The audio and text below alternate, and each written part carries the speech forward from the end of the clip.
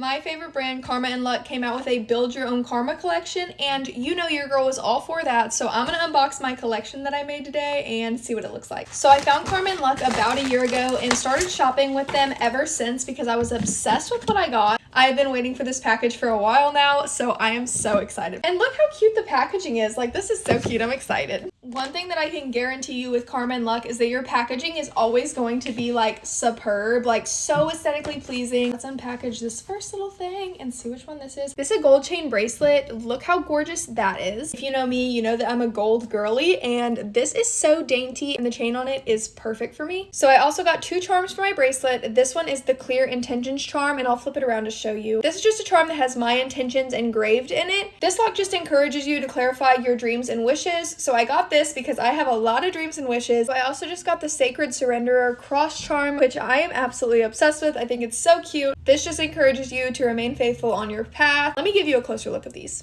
This is the Sacred Surrenderer cross charm that I got, and this charm can actually be used on bracelets, necklaces, or earrings, and I love the variety that you get with these charms. And I really zoomed in on this one. This one is the one that I have my intentions graved on. I just am obsessed with it.